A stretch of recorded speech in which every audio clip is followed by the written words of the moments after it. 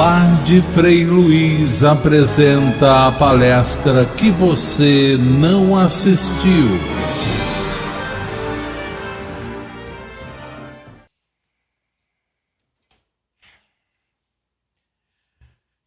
Preciosas manifestações do Cristo, estejam vocês encarnados ou não,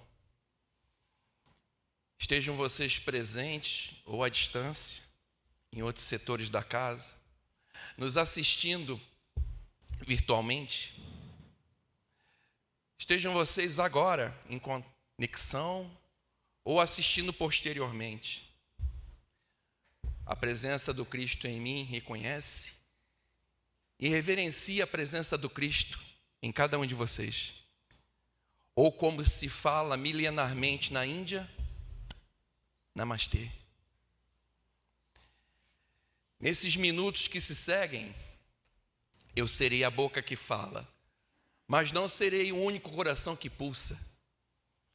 Coração este, que é o templo sagrado onde o Mestre, o Cristo, habita em todos nós. E neste momento, todos seremos um só coração, para que se cumpra o que o Mestre nos disse. Onde 2 ou 3 estiverem reunidos em meu nome, lá eu estarei entre eles. Com a licença do Mestre, eu diria, lá eu estarei neles. Amados irmãos, o tema de hoje é o compassivo coração do Cristo.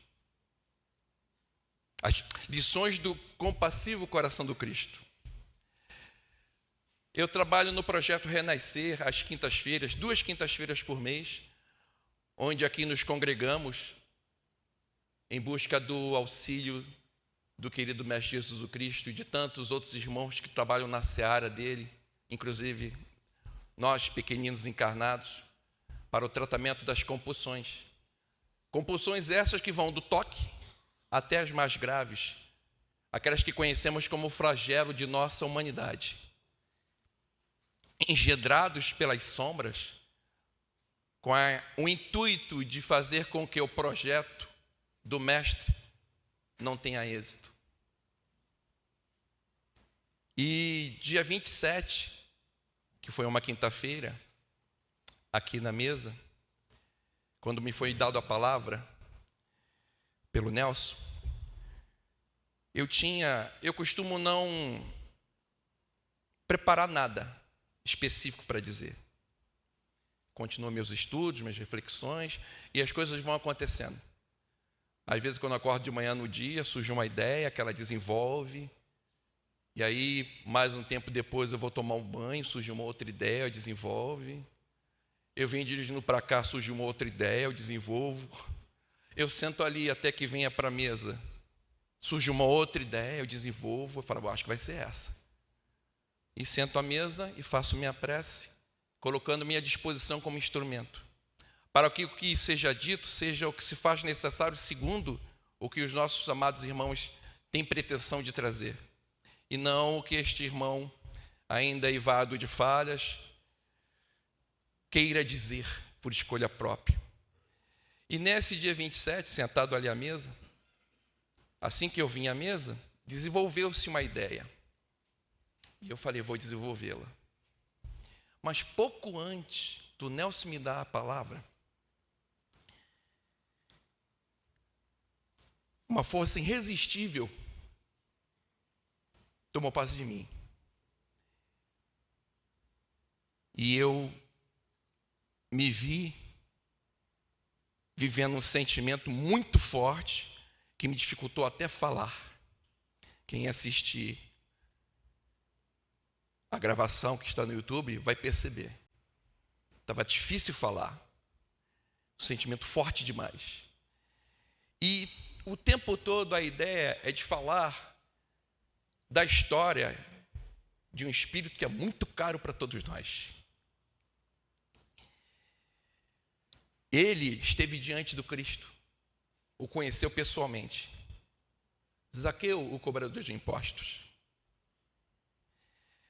E que mais tarde, aqui nesta terra, Brasil, coração do mundo, pátria do Evangelho, alcançou a condição de redimido, porque esse mesmo Espírito é Dr. Bezerra de Menezes. Dois opostos da manifestação de um Espírito. E rapidamente, para lembrar, a história de Zaqueu, cobrador de impostos, publicano, mas tremendamente envergonhado, sentindo-se profundamente mal consigo mesmo e com a sua própria consciência, pois não se satisfazia mais com o ter. E o ódio, o desprezo de todos o machucava profundamente, mas não mais do que a própria consciência, que não se suportava mais daquela forma. Servindo aos romanos na cobrança de impostos, em prejuízo do próprio povo, causando com certeza dificuldades para aqueles que buscavam a subsistência, porque eram altas taxas que os romanos cobravam e nem todos podiam pagar e ter uma vida próspera, tranquila. E isso com certeza tirou oportunidades de muitos, porque ele tirava os recursos, mas aquilo já estava insuportável para ele. É um pouco da história de todos nós, que temos agora, mesmo nessa existência, motivo para nos envergonhar. Sentimos culpa. Não estamos bem diante de nós mesmos, principalmente aqueles que estão buscando sinceramente a verdade e o autoconhecimento. E ele ouve que na cidade, um homem, fazendo proezas que só aquele que foi enviado pelo Pai podia fazer, como curar um cego de nascença. Nossa ciência hoje cura um cego de nascença? Não. Imagina 2000 anos atrás, alguém sem instrumento nenhum, com a palavra, com conhecimentos da lei e de como viver essa potência inimagináveis a ponto de curar alguém dessa forma, como fez tantas curas inimagináveis. Um homem que falava de perdoar o inimigo, amar o inimigo, de dar ao outro, de doar caridade, de não julgar. E ele pensou, esse homem tem as respostas que eu procuro. Vai ao encontro, Jesus sempre cercado de muitos seguidores, além daqueles que o acompanhavam como curiosidade, querendo só cura. E ele é de baixa estatura. E o único recurso para que ele possa divisar Jesus à distância no meio da multidão é subir numa árvore, um sicômoro. Ele assim o faz. Jesus está falando, e Jesus, com um coração e uma sensibilidade que não sequer podemos imaginar, vê Zaqueu na árvore. Os olhos são as janelas da alma, a gente fala isso até hoje, né? Se nós, tão ignorantes e insensíveis, temos a percepção e vemos isso como verdade, que dirá Jesus ao ver os olhos do outro? E ao ver à distância os olhos de Zaqueu, viu-lhe a alma, arrependida, sofrida, sentindo tremendamente indigno, mas querendo sinceramente a oportunidade, assim como nós estamos buscando aqui. Ele então, ao terminar a reunião, vai até Zaqueu e o chama pelo nome. Imagina a surpresa de Zaqueu. Zaqueu, desça da árvore, convém que hoje eu seja em vossa casa. Eu acredito que Zaqueu não desceu da árvore como é descrito, ele deve ter caído da árvore. Ele levantou-se rapidamente. Senhor, não sou digno de receber em meu lar. Alguém pode imaginar esse tipo de vergonha? Apesar de querer ele próximo, se sentir indigno, Jesus sorri. Sorria, Zaqueu, porque hoje a salvação entra em vosso lar. E Jesus significa Salvador. Ao chegar à casa de Zaqueu, Zaqueu já está, né? A ansiedade dele já está a 1000. E ele diz ao mestre: Senhor, aquilo que eu tirei do outro, eu recompensarei com 4 vezes mais. Olha o tamanho da culpa. Ele estava a fim de pagar até mais do que devia. Jesus não fala nada, sorri. Entra, ceia, não fala nada sobre acertos e erros de Zaqueu. Fala do evangelho, do amor. Sorri. Fala do reino de Deus em nós e no Zaqueu. Zaqueu não é mais o mesmo quando Jesus vai embora.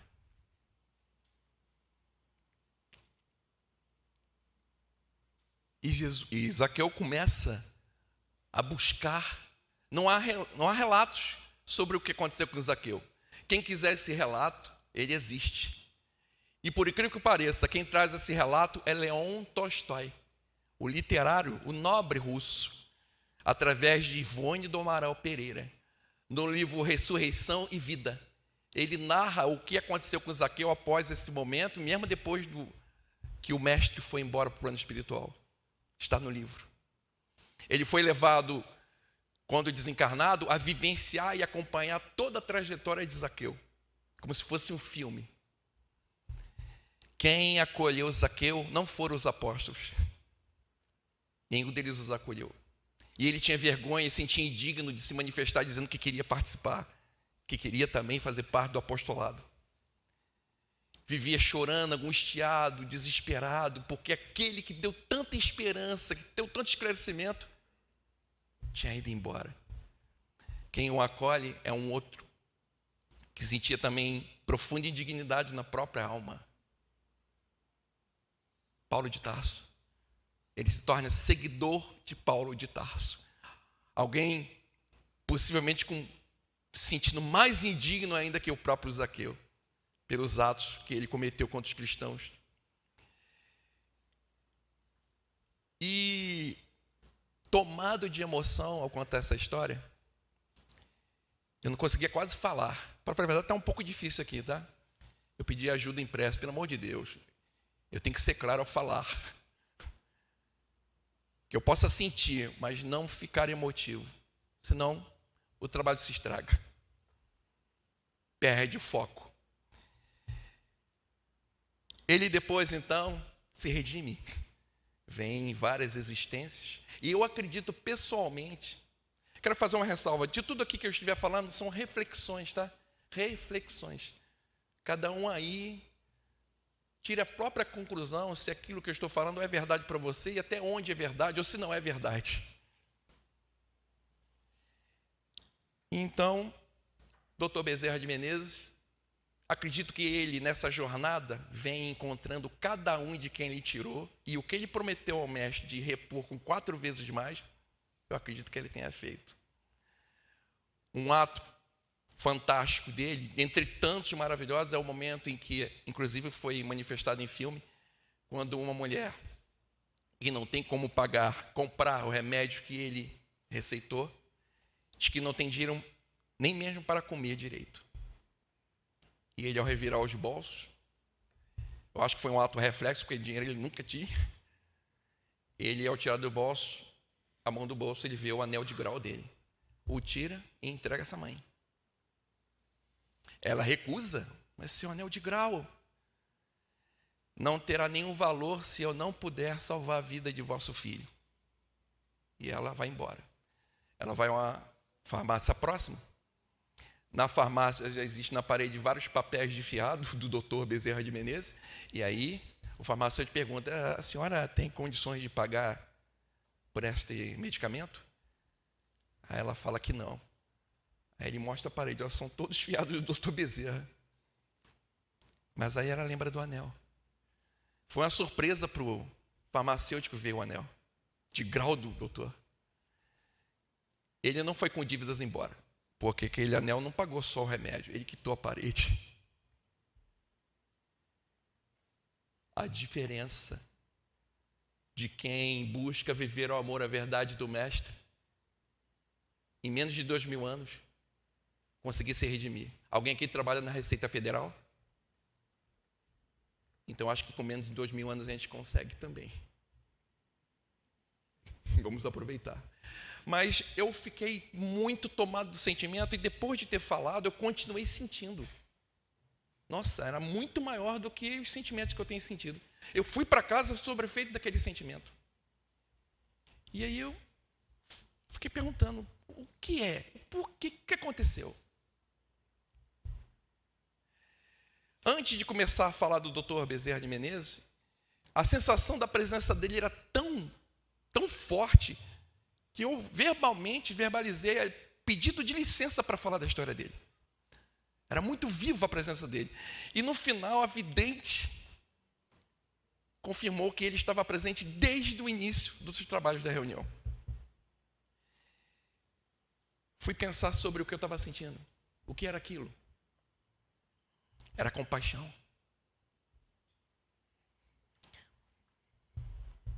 Certamente, ele estendeu a mim a compaixão que ele sente por todos nós. Ele vem nos tratar através dessa poderosa forma de amar, que é a compaixão. É estar na dor do outro. É se conectar e sentir a dor do outro que você não está vivendo, mas que se torna insuportável para você ver no outro. Porque o outro é a extensão de sua vida, lembra? O outro é a extensão do Cristo, assim como você. E ele queria frisar que aqui estava nos servindo uma imensa compaixão. E me permitiu, em minha pequenez, como estava falando, e mentalizando, tentando visualizar tudo que eu estava falando, uma ínfima parte que para mim já foi muito grande. Mas existe uma lição atrás da compaixão que ele veio manifestar. E eu, quando cheguei em casa, eu falei, eu tenho que dar continuidade. Tem coisas para continuar, eu tenho que falar ainda sobre isso. Preciso falar. E aí, na outra quinta, em virtude de muitos irmãos para falar, eu não tive a oportunidade de falar. Depois teve o trabalho sábado de tratamento lá em cima no santuário, e no café eu encontrei com o Nelson. Falei, Nelson, eu vou dar continuidade, eu tenho coisas para falar daquilo, extensão daquilo que aconteceu. E falei dessa sensação, de tudo que eu senti. Eu acho que eu vou falar na quinta-feira que vem. Ele falou, olha, eu convidei, talvez não dá tempo. Falei, Nelson, olha só, não se preocupa em me dar a palavra. Fique tranquilo. Faça aquilo que manda teu coração. E aí ele não me deu a palavra. Eu falei, será que isso é uma coisa só minha? Será que eu é que estou achando que deve se dar uma continuidade? A gente sempre, quem lida com intuição, sempre tem dúvida. Se confirma, mas você sempre deve perguntar o quanto isso sou eu e o quanto isso realmente a espiritualidade assim quer. Mesmo com todo cuidado, meu critério, você corre o risco de cometer erro. Mas acertos e erros fazem parte da jornada. É assim que você aprimora a sensibilidade. E, pensei, eu acho que não é para falar, não. Ontem, por volta de 12h, 1h, recebo uma ligação do lado de Frei Luís. O querido Jaime, que estava aqui agora, andando por aqui, perguntando se eu podia substituir na palestra agora das 18 horas um irmão que não podia realizar a palestra. Eu falei, sim, olha, eu preciso do tema. Na hora o tema veio. Vai falar, dê continuidade àquilo que você tem para falar. A lição que o doutor queria nos trazer foi como ele foi tocado pelo mestre. O mestre o transformou com sua profunda compaixão. Aquele olhar do mestre nele na árvore, a pura compaixão pela dor daquele irmão sofrido, se sentindo indigno. Doeu no Cristo. Quando ele chega para falar, que ele fala que não é digno de receber, com certeza o mestre de novo sentiu compaixão por ele. Quando ele chega à casa de Zaqueu, e Zaqueu está desesperado, e fala que vai recompor com 4 vezes mais aquilo que ele tirou, mais uma vez o mestre desaba em compaixão. A compaixão é poderosíssima. Completem a lacuna. Fora da caridade não há, mas não é possível realizar caridade efetivamente sem sentir compaixão. Se torna um ato, quase um negócio. E a finalidade, a essência da caridade não é o ato em si, Mas o desenvolvimento da compaixão é estar na dor do outro. Se tornar um com a dor do outro. Nos ensinou sobre isso Frederico Figner, no livro Voltei. Irmão Jacó, ele escreve com um pseudônimo.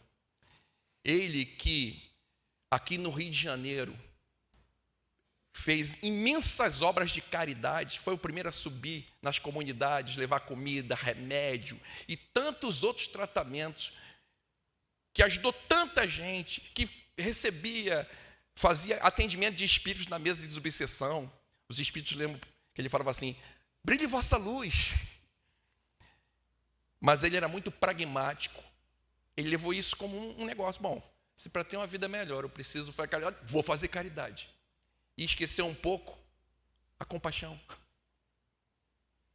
Era um negócio, vou fazer a caridade que eu preciso para ter uma condição melhor no plano espiritual, caridade. E fez muita. E aí acontece uma coisa interessante. Quando ele desencarna, estão juntos, ele relata que eles estão juntos, reunidos na praia do Flamengo, junto com o doutor Bezerra de Menezes, e um grupo de espíritos que vão levar aqueles que desencarnaram naquele dia por uma colônia. Estão reunidos, a filha dele que desencarnou antes estava junto, e eles estão esperando uma professorinha do interior do Rio de Janeiro. E quando a professorinha chega para fazer parte do grupo, ela está nimbada de luz. Ele olha para ela e ele está opaco. Ele questiona para a filha: o que ela fez para ter tanta luz? Porque ele comparou logo, né? Mas eu fiz isso. Não tem uma luz. O que essa professorinha fez? A filha chama a atenção dele. Ele vai para o plano espiritual contrariado. Porque ele fez tantas obras e realizou realmente, tá? A Casa dos Artistas, quem fez foi ele, pensando no abrigar os artistas que acabavam no final sem ter uma renda. Ele realizou muitos trabalhos no Rio de Janeiro todo, de caridade, muitos. E aí chega no plano espiritual contrariado. Ninguém aponta para ele para cobrar nada. Mas, como ele é empreendedor, dedicado e pragmático, dão a ele uma tarefa.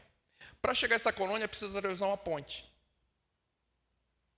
Então, dão uma tarefa para ele com um grupo, sobre a direção dele. Ele tem que sair dessa colônia, vem para os umbrais e volta. Só que tem um detalhe: na ponte, do lado dos umbrais, se juntava um montão de espírito para xingar, rir. E ele era a vítima preferida dos espíritos. Muitos dele que ele tentou doutrinar. E quando ele vinha dos trabalhos, os espíritos, vendo ele sem luz, riam dele. Brilhe vossa luz, Figner. E ele sentia, porque ele falava isso para os espíritos. Ele atendia os espíritos na mesa dessa forma, crua. Brilhe vossa luz, vossos deuses. O Evangelho de Jesus, mas é aquela coisa pragmática. Os espíritos riam. E isso acabava com ele. Ele estava opaco. Aquilo que ele cobrava dos espíritos, ele que se julgava tão iluminado, não tinha. E aí acontece uma coisa fantástica. Depois de um longo tempo passando por esse momento de vergonha, toda vez que ele voltava, os espíritos estavam enturmados lá, preparados para fazer chacota e rir dele. Num desses momentos que ele está voltando, ele vê os espíritos já na ponte e se prepara. E resolve fazer uma prece. Mas não foi só uma prece pedindo forças para atravessar de forma serena. Pela primeira vez, ao olhar aqueles irmãos, ele se condoeu do estado de cada um deles. Ele olhou e sentiu mal. Não estava mais ouvindo aquilo que eles falavam, xingavam. Fez uma comunhão íntima e sentiu a dor deles. Imaginou que ele está naquela condição.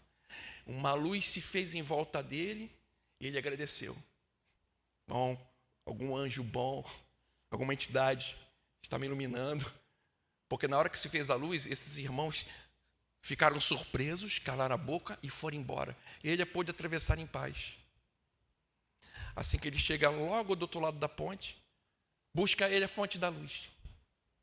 Para a surpresa dele, era o próprio coração. Porque pela primeira vez, ele sentiu compaixão. Ele foi um com a dor do outro.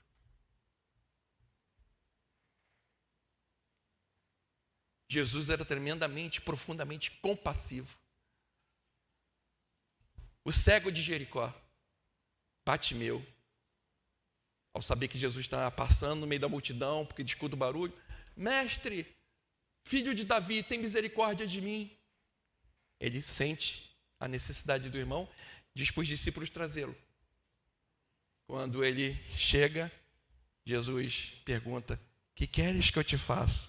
Mas já estava conectado. Ter compaixão do outro é uma conexão que você faz com o outro, íntima realmente. É conectar-se com o outro, estar no lugar do outro, sentir a dor do outro como se fosse a sua, mesmo que você não tenha, mas naquele momento você está fazendo isso. E aí o cego de Jericó diz, né? Mestre, que eu vejo. E ele realiza.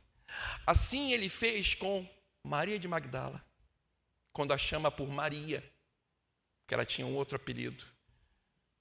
E ela que estava possuída por entidades que a subjugavam sexualmente, na hora que ele chama Maria, com compaixão pelo estado dela, ela é resgatada. Mas eu acho que um dos maiores atos de compaixão, se é que eu posso falar de grandes atos de compaixão do Cristo, porque com certeza eu sei muito poucos, é o momento do encontro dele com a mulher samaritana no poço. Para quem ele revela que é o Cristo, coisa que ele não tinha feito a ninguém publicamente. E ela tremendamente envergonhada, porque era desprezada pelas mulheres, pelos homens, todos a viam mal, todos falavam mal. Ela se sentia profundamente indigna, sentia-se muito mal com isso. E naquele dia do poço, lá está um judeu. Judeus e samaritanos se odiavam, inclusive se agrediam. Era perigoso um judeu caminhar pela Samaria, em virtude do ódio que tinham mutuamente. E lá está ele, se apresenta para ela como o Cristo. Ela não acredita. Então, ele começa a falar que se alguém beber da água que ele tinha para dar, que ninguém teria sede. Diferente daquela água do poço, porque quem bebesse voltaria a ter sede. Ela o questiona, mas como? O senhor não tem nem como pegar a água aqui? Como o senhor tem água? E se o senhor tem água, por que está me pedindo água?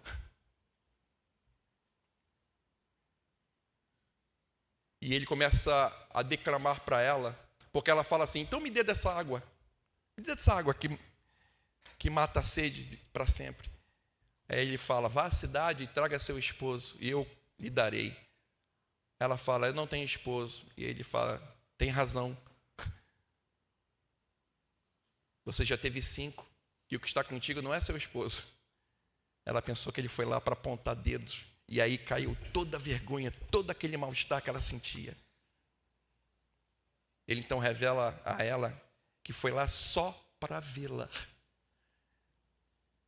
E quando ele declama contando a história dela pessoal, íntima, com cada um dos maridos, ela reconhece que ele é o Cristo. Mas antes ela diz assim, sabe por que eu estou nessa condição? Sabe por que eu estou assim? Porque eu não posso adorar a Deus.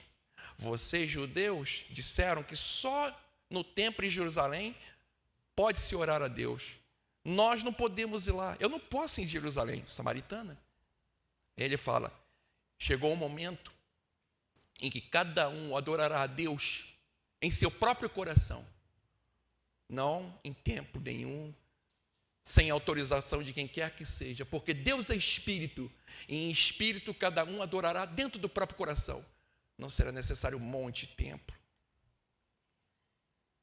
Dando a oportunidade que ela tinha, porque ela disse que não podia resolver, porque ela não podia ir ao templo. No momento que ele fala isso, onde ela estivesse, ela podia falar com Deus e buscar a redenção que ela precisava. E aí, percebendo que ele é o Cristo, ela diz que ele está com a pessoa errada, porque nunca ninguém a tratou dessa forma, era sempre desprezada. O Cristo diz que sim, mas o Cristo não faria isso. Imagina o impacto para ela.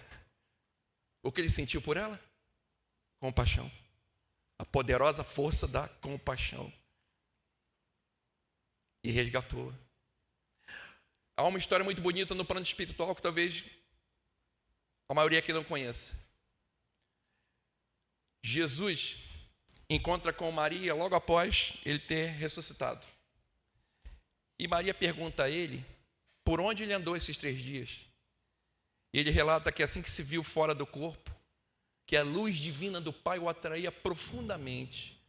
Mas mesmo assim, ele ouvia um choro, grito e agonia de alguém que era muito caro ao coração dele. E ele não podia ir ao Pai sem antes ir ao encontro desse amado do coração dele. Ele desce aos umbrais, aos abismos, e lá encontra esse. Ele está em estado de tanta agonia, tão sofrimento, tão alienado que não reconhece Jesus. Jesus diz que pegou ele no colo, o acariciou até que ele adormecesse. E aí Maria pergunta: quem foi este, mestre, que te fez descer aos umbrais antes de ir à luz do Pai? Foi Judas. Que é isso? Compaixão. Compaixão. A compaixão é poderosíssima. Não podemos fazer caridade sem compaixão. Muitas vezes na mesa, às vezes atendendo um irmão sofrido que chegou à mesa, o que me ajuda é a pensar quantas vezes eu, desencarnado, desorientado, perseguindo alguém, fui trazido a uma mesa assim, perturbado, raivoso, magoado, xingando, e alguém olhou para mim com compaixão. E aí eu olho para esse irmão como se fosse eu mesmo na mesa, chegando pela primeira vez. E aí não interessa o comportamento dele, eu tenho compaixão. Ajuda a sentir o amor necessário para ajudá-lo, porque não interessa como ele se manifesta. Eu possivelmente já fui tirado desses lugares com dores semelhantes, talvez pior. A compaixão é a lição que o Dr. Bezerra de Menezes nos trouxe aquele dia. E ele queria que isso fosse dito. Precisamos viver a compaixão, porque não é possível caridade real, efetiva, sem que você conecte-se com o outro. Dar ao outro faz parte. Mas a gente vê aqui em função de dar, receber coisas, ou despertar o amor, a razão, que é a base do Evangelho do Mestre Jesus Cristo. Precisamos aproveitar essa bendita oportunidade. Se queremos também nos livrar da condição indigna, da vergonha que ainda sentimos pelos erros que cometemos no passado e que sentimos intuitivamente que cometemos, mas sobretudo os erros que ainda cometemos ainda. Queridos irmãos, às quintas-feiras há um trabalho fantástico. E a sala, às vezes, grande parte, tem muito espaço. Vêm muitos irmãos necessitados e os familiares, mas tem muito espaço na sala. E muitos não vêm por questões de preconceito. Não, se eu for, vão pensar que eu sou um compulsivo, que eu tenho viciações. Vim a quinta-feira na casa é um exercício de compaixão. Porque ao chegar na casa, você não serve aqueles que têm as dores da compulsão. Você serve a toda a humanidade que vive a compulsão. Vocês acham que a viciação dos outros não é nossa porque nós não temos? Se existir um ser humano com vícios na Terra, todos nós somos viciados, já que somos todos o quê? Um. Vim à casa é um exercício de compaixão. Se dê essa oportunidade. Poxa, Odilon, se eu vim à casa, vai faltar espaço. Não vai faltar espaço, não. Venha.